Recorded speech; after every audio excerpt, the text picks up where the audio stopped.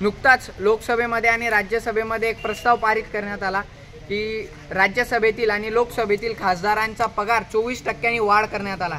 खासदारांच्या आनंदाची बातमी मिळाली। कुठलंही आंदोलन न करता, कोणत्याही जनतेला विश्वासात न घेता खासदारांना सरसकट 24% त्यांच्या पगारामध्ये वाढ करण्यात आली। तर आमचा प्रशासनाला प्रश्न आहे की करोडोंची गाडी, अब्जाधीशांचा त्यांचा बंगला, अगणित संपत्तीचे मालक असलेले आणि स्वतःला जनतेचे सेवक म्हणणाऱ्या खासदारांच्या पगारात शासनाला वाढ करण्याची गरज काय पडली? एकीकडे आपण बघितलं तर शेतकऱ्यांच्या सोयाबीनला भाव नाहीये, कापसाला भाव नाहीये, शेतकरी कर्जमाफीसाठी रोज आत्महत्या करतोय। एवढे सगळे प्रकरण असताना सामान्य विद्यार्थ्याला परीक्षा शुल्क माफ होत नाही। स्थानिक कॉन्ट्रॅक्टदारांना अजूनही त्यांनी केलेल्या कामाचा त्यांना अजूनही बिल त्यांचे पास होत नाही। असे इतके अगणित प्रश्न असताना, प्रश्न असताना, पगार नसताना, शासनाकडे पैसा नसताना तर 24% खासदारांच्या पगारामध्ये वाढ का गेली?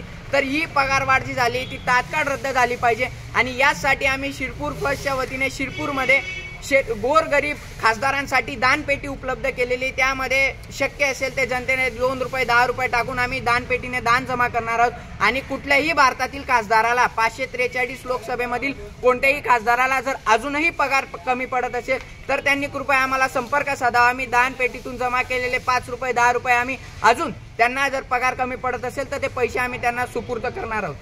आणि याच विषयाचं निवेदन आम्ही आज शिरपूरच्या माननीय प्रांताधिकाऱ्यांना दिलं की शासनापर्यंत तुम्ही आमच्या भावना पोहोचवा। ही 24% निषेधार्थ पगारवाढ जी झालेली ती लवकरात लवकर असणाऱ्या खासदारांच्या पगारामध्ये शासनाने 24% वाढ करून खासदारांच्या तोंडात पुन्हा एकदा सोन्याचा चमचा देण्याचं काम हे प्रशासनाने केलेलं आहे। तर याचा आम्ही शिरपूर फर्स्टच्या वतीनं निषेध करतो। 24% खासदारांची पगारवाढ रद्द झालीच पाहिजे।